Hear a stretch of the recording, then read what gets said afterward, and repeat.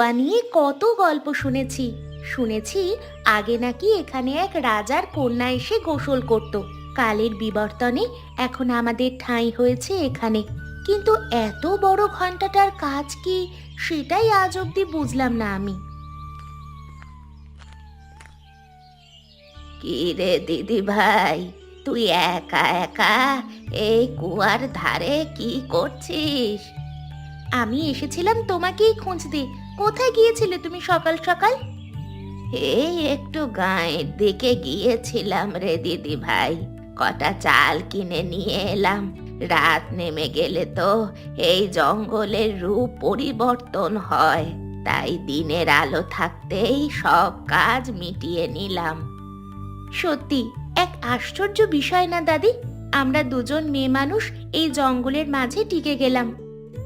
আমাদের সাথে আছে বিধাতার আশীর্বাদ, সেই জন্যই তো কোনো বিপদ আমাদের ছুঁতে পারে না।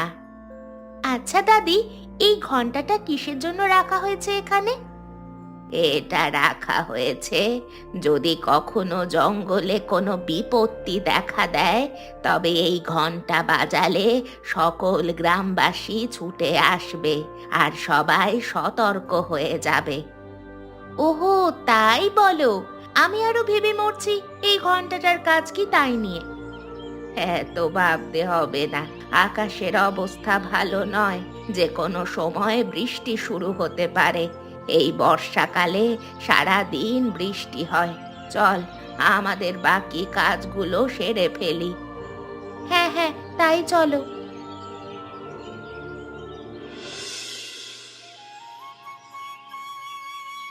আজ তুমি অফিসে যাবে না? কোনো তাড়া দেখছি না যে তোমার অফিসে যাওয়ার জন্য। আজ আর অফিসে যাব না। এই ঠান্ডা ঠান্ডা আবহাওয়ায় অফিস যেতে ভালো লাগছে না। আর তাছাড়া এই বছরে সব ছুটি জমে আছে, তাই ভাবছি আজ মোহিনী গ্রামে ঘুরতে যাব। মোহিনী গ্রাম? সেটা আবার কোথায়? আছে এক গ্রাম, বড় এক বন, তার নাম মায়াবন। সেই বন পাড়ি দিলেই মোহিনী গ্রাম পড়বে। ছবির মতো সুন্দর সেই গ্রাম। পাহাড়ের কোল ঘেঁষা গ্রামটা এই বর্ষায় অপরূপ হয়ে ওঠে।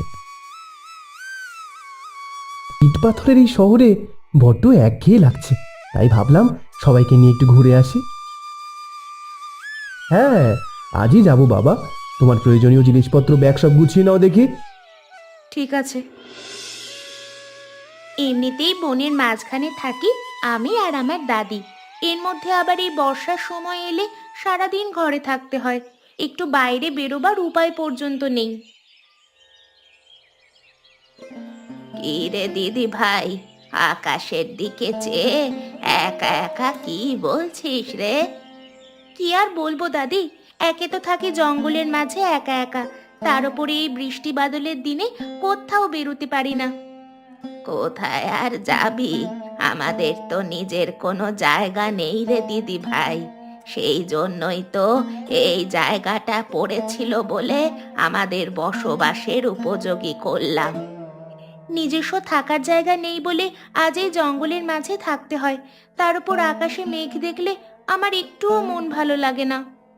কথায় আছে, আকাশে মেঘ দেখে কেউ করিস নে ভয়, আড়ালে যে তার সূর্য হাসে। অন্ধকারের পরেই তো আলোর দেখা পাবি। প্রকৃতির এই লীলা খেলা চলবে 12 মাসই। রাতের জন্য তো রান্না করা হলো না, বৃষ্টি নামার আগে রান্না সেরে ফেলতে হবে, না হলে বৃষ্টি শুরু হলে রান্নাঘর থেকে ঘর, আবার ঘর থেকে রান্নাঘর যেতে গেলে ভিজে মরতে হবে। সেই ভালো, যা রান্না চাপিয়ে দে দেখি দিদি ভাই। চলো না বাবা, আমরা গরুর গাড়ি করে ও গ্রামে যাই।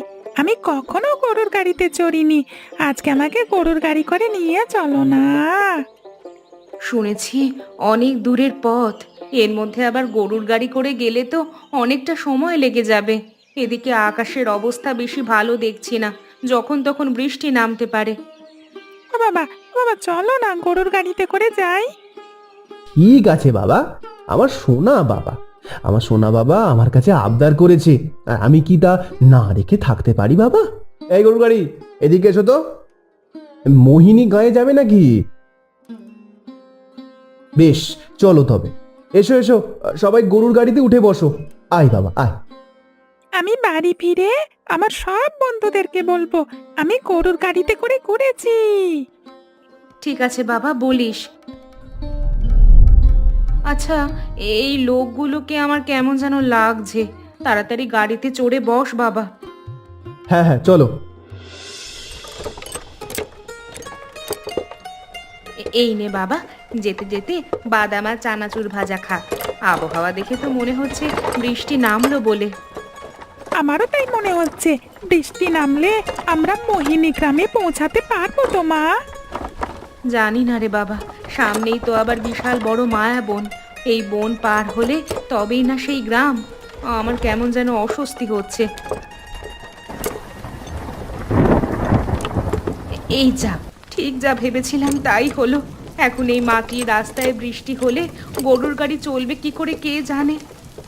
বৃষ্টি দেখতে তো ভালোই লাগছে আমার মা। গরুর গাড়িতে করে বৃষ্টি দেখতে দেখতে বন পার হয়ে গ্রামে যাব।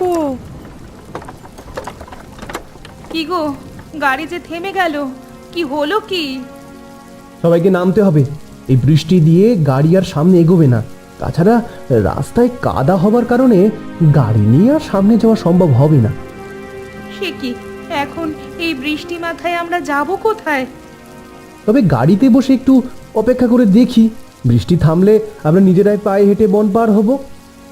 না, এই বর্ষার সময় কেন যে গ্রামে আসার ভূত চাপলো তোমাদের মাথায় কে জানে।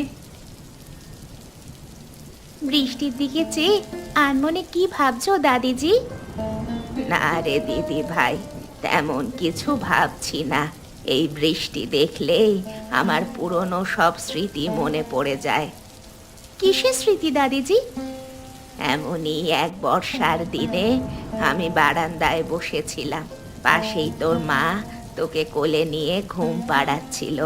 হঠাৎই খবর এলো মাছ ধরতে গিয়ে তোর দাদু আর তোর বাবা পানিতে ডুবে মরেছে। তোর মা তা সইতে না পেরে সেখানেই মারা গেল। থাক দাদিজি, সেসব কথা ভেবে আর কষ্ট পেও না, আমি তো আছি তোমার জন্য। হ্যাঁ রে দিদি ভাই, এখন তো তুই আমার সব।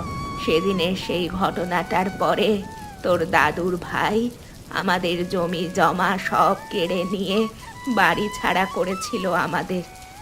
তাতে কি, আমাদের বাড়িঘর সম্পদ দিয়ে কি হবে দাদি? আমরা এখানে দিব্যি অনেক সুখেই আছি। এই শীত গ্রীষ্ম বর্ষা সবই আরো উপভোগ করছি এখানেই। আমি তোকে একটা ভালো জীবন দিতে পারলাম না, এটাই আমার আফসোস রে দিদি ভাই। আফসোস করলে কি কোনো কিছু ফিরে আসবে বলো তো? তার থেকে আমরা এখানে অনেক সুখে দিন কাটাচ্ছি। সারা বনে কেবল আমাদের রাজত্ব চলে। শুধু আমাদের রাজত্ব চলে না রে দিদি ভাই, এই মায়া বনে একদল ডাকাত আছে। ওরাই এই বনে রাজত্ব করে। একলা অপরিচিত মানুষ পেলেই ডাকাতি করে। তাহলে তো আমাদের সাবধানে থাকতে হবে সব সময়। হ্যাঁ রে দিদি ভাই, সব সময় আমাদের উপস্থিত বুদ্ধি কাজে লাগাতে হবে, আর সেই সাথে সব সময় প্রস্তুত থাকতে হবে। তোর হাতের বানানো চায়ে তোর মায়ের হাতে স্বাদ লেগে আছে রে দিদি ভাই। তোর মাও ঠিক এমনটাই স্বাদের চা বানাতো। তুমি তো বলো আমি নাকি আমার মায়ের সব গুণ পেয়েছি। হ্যাঁ রে দিদি ভাই, তোর মা রূপে লক্ষ্মী তেমনি গুণবতী ছিল, আর বুদ্ধিতে তাকে মাত দেবে এমন কেউ ছিল না। 10 গাঁ খুঁজে এমন বউ পাওয়া ভাগ্যের ব্যাপার। কিন্তু বিধাতা সেই সুখ আমাদের কপালে রাখলেন না। থাক দিদি ভাই, দুঃখ করিস না। কপালে বিধাতা যা রেখেছেন তা হবেই আমাদের। বাড়িতে কেউ আছেন? কেউ বাড়িতে আছেন? বড্ড বিপদে পড়েছি, আমাদেরকে একটু আশ্রয় দিন। ও কি বাবা, বউ ছেলে নিয়ে ভিজছো যে, ঠান্ডা লেগে যাবে তো, বারান্দায় উঠে এসো।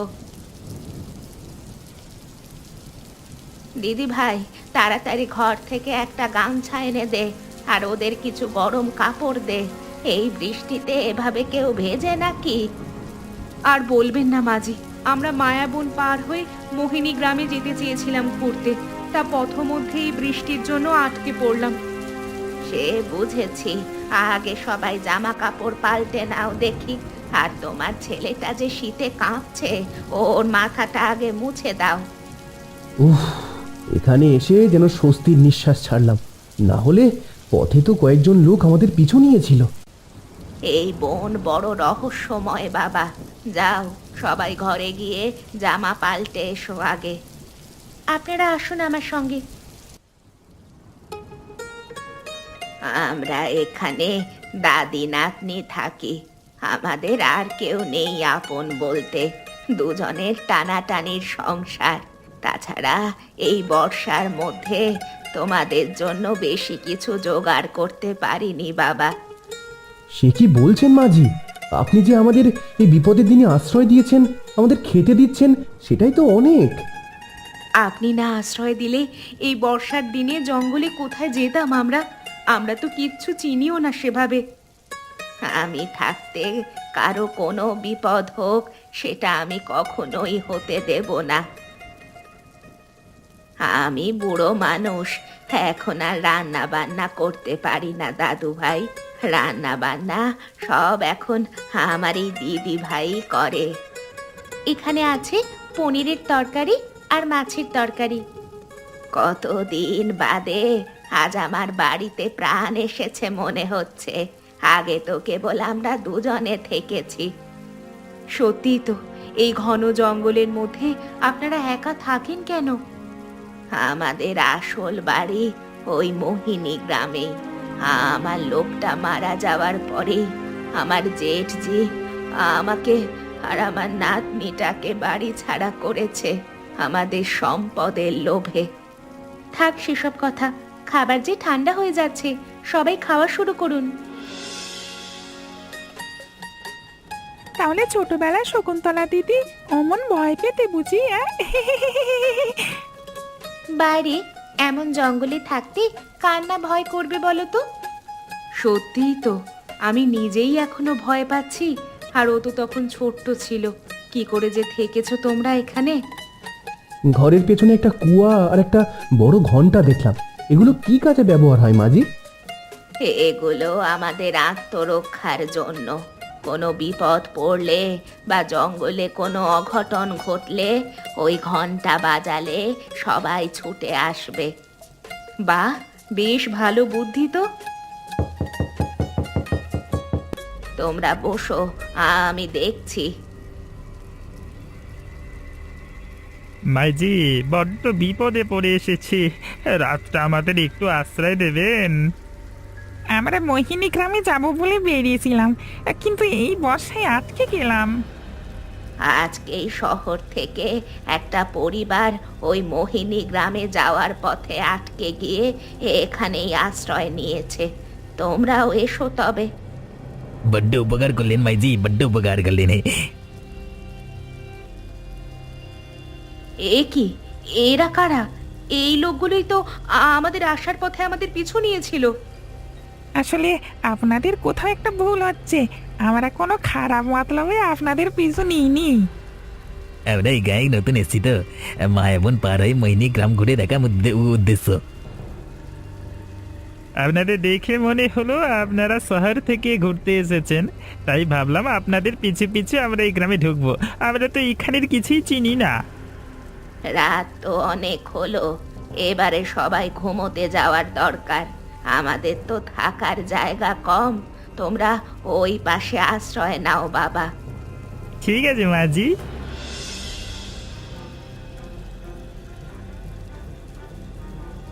কি হলো? কিসের এত শব্দ?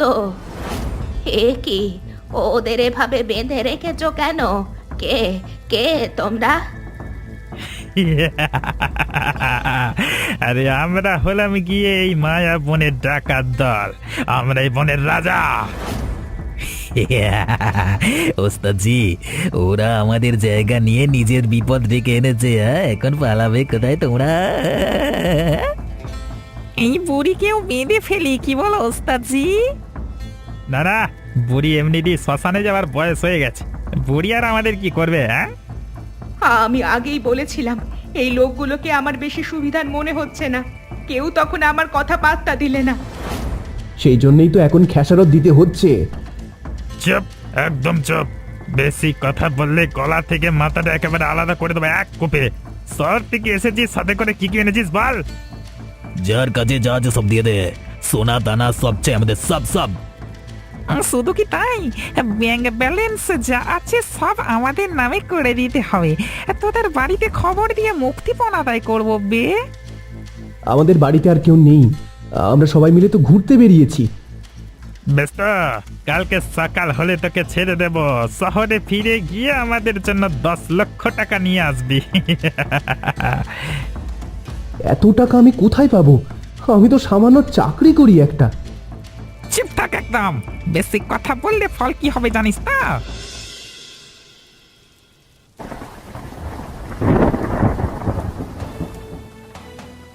ওরে শয়তানের দল, ছেলেটাকে এইভাবে মারিস না, ছেড়ে দে ওকে, না হলে কিন্তু তোদের কপালে খুব বিপদ আছে।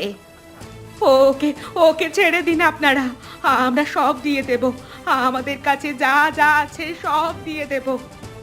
চুপ থাক একদম। তোদের কাছে কি এমন আছে আর?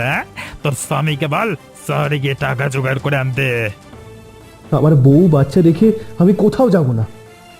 বেশ, যাবি না তবে? তোমরা আমার বাবাকে ছেড়ে দাও। ও বাবা, তোমার কি হলো? ওগো ওগো, তোমার কি হলো? তবে রে শয়তানের দল, ভালোই ভালোই বলছি, আমার দাদিজির সঙ্গে খারাপ আচরণ করলে কিন্তু এর ফল ভালো হবে না।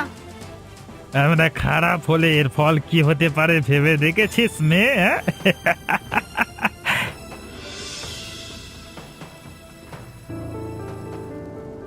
না, এই মশা মাছির জ্বালায় তো আর থাকা যাচ্ছে না। এমনিতে বাইরে বৃষ্টি হচ্ছে, তার উপরে মশা মাছির জ্বালাতন।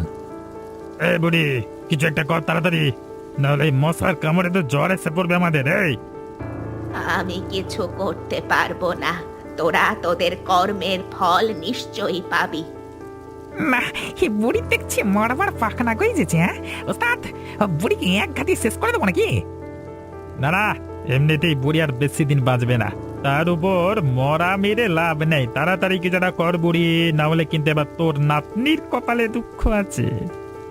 খবরদার পাপীর দল, তাহলে তোদের আমার হাত থেকে কেউ বাঁচাতে পারবে না বলে দিলাম।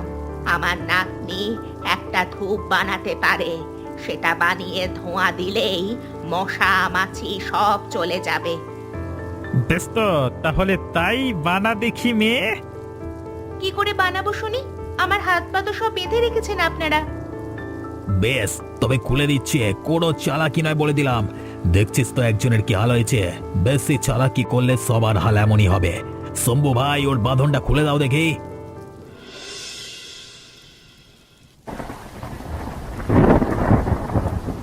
ওগো ওগো, তুমি ঠিক আছো তো? তোমার কিছু হয়নি তো? না না, তেমন কিছু হয়নি গিন্নি, কেবল মাথাটা একটু ঘুরে গিয়েছিল। এখন চলো চলো, আমরা বাড়ি চলে যাই। হে কি, একবারই খেয়ে তোমার সব স্মৃতিশক্তি লোপ পেল নাকি? সামনে যে ডাকাত দল বসে আছে সে খেয়াল আছে? এই স্মৃতি নিয়ে শহুরে বাবু নাকি চাকরি করে? হ্যাঁ,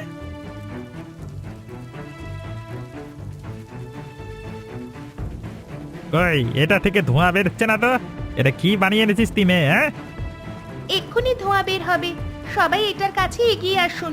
একে একে সবার কাছে গিয়ে ধোঁয়া দিতে পারবো না আমি।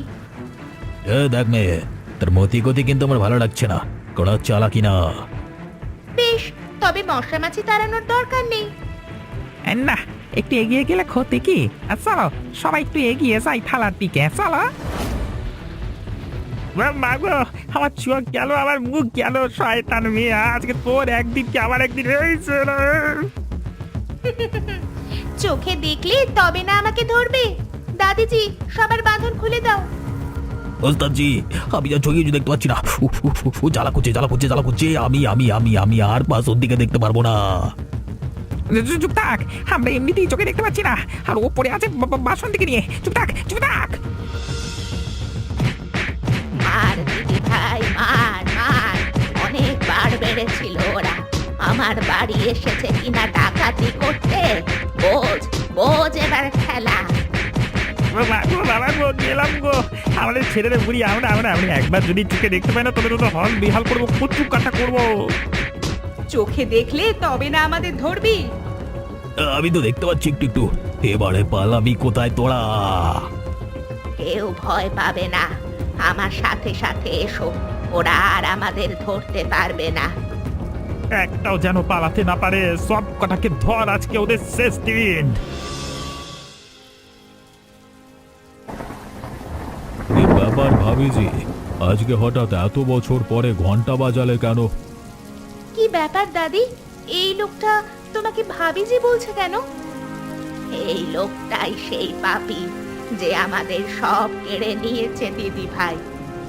সে কথা বলে আমাকে পাপের ভাগীদার করো না ভাবিজি। আমি তো তোমাদের ফিরিয়ে নিতে এসেছিলাম, তুমি তো তোমার জেদে আর ফিরে গেলে না। তোমার চিন্তায় সাবিত্রী মারা গেছে। কি ছোট মারা গেছে? হ্যাঁ ভাবিজি, বিধাতা আমাকে তোমাদের সাথে করা অন্যায়ের শাস্তি দিয়েছে। এবারে ফিরে চলো বাড়িতে। কিন্তু এই ডাকাতদের কি করবে? এত বছর পরে এই ডাকাতগুলো ধরা পড়লো তবে, এজন্যই বুঝি ঘন্টা বাজিয়েছিলে? হ্যাঁ, ওর বাবা তো সেই কখন থানায় গেল পুলিশ ডাকতে, এখনো তো এলো না। সে আসবে কি করে? যাবার পথে অজ্ঞান হয়ে পড়েছিল, আমার লোকেরা তাকে হাসপাতালে নিয়ে গেছে। এই লোকটাকে নিয়ে আর পারি না, কি যে করে না। বলেছিলাম না আমাদের সাথে এমন করার ফল তোরা হাড়ে হাড়ে টের পাবি। মেয়ে মানুষ পেয়ে ভেবেছিস পার পেয়ে যাবি? আমাদের ঠাকুমা নাতনির বর্ষার দিনেও গায়ে জোর না থাকলেও মনে বল ঠিকই আছে।